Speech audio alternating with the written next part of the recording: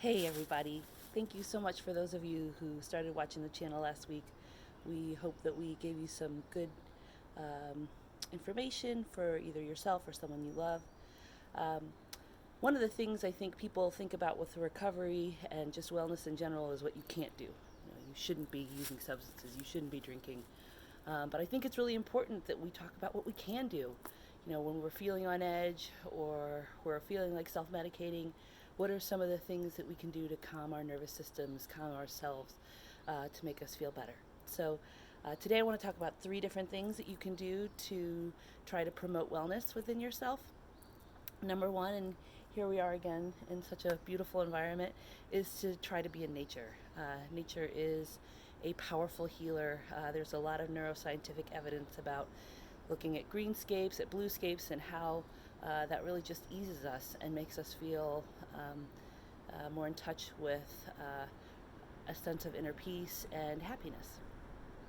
For a lot of us right now, being under stay-at-home orders or quarantine orders, we can't get outside. So even just looking at images online of natural beauty is one way to just calm the nervous system, even if you can't get outside and experience it.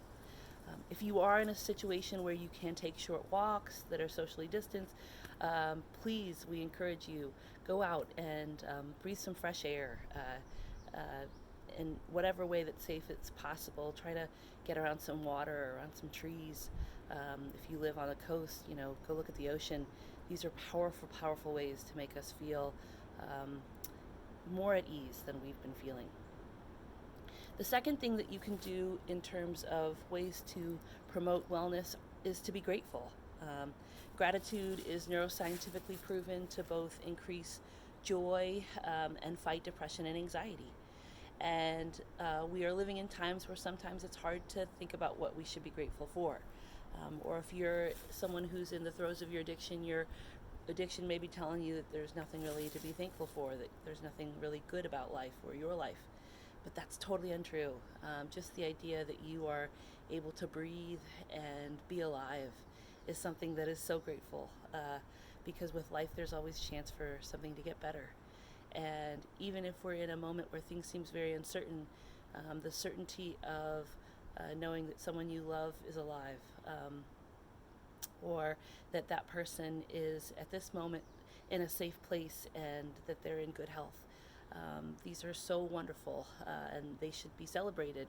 And when the world feels like things are really against you, focusing on life and the things that we're grateful for about life is one way to really fight those preoccupations around what ifs, and the overwhelm that we experience sometimes just from getting all the different news around us.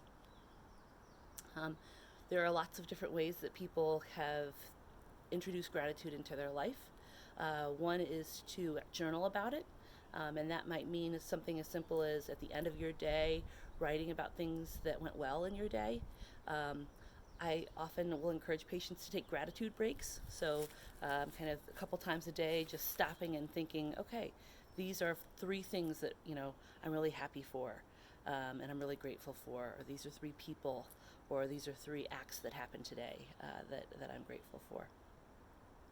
Nina Simone has a great song, and some of the lyrics go something like, I've got my hands, I've got my eyes, I've got my toes. I could be misquoting there, but just even when there seems like there's nothing going right, the fact that you can see me and you can hear me, these are signs that your body is working, and so that is something to be grateful for. Some people don't have the joy of 10 fingers and 10 toes, or arms and legs, or they have them but they're not able to use them. So just really reflecting on what's going right in your life, as opposed to what's going wrong. And then the third thing is to be involved in some type of contemplative practice. So yoga, qigong, taekwondo, meditation, mindfulness, these are all really powerful cultivators of good brain health and easing of anxiety and depression. And there are lots of ways that you can be involved in those practices.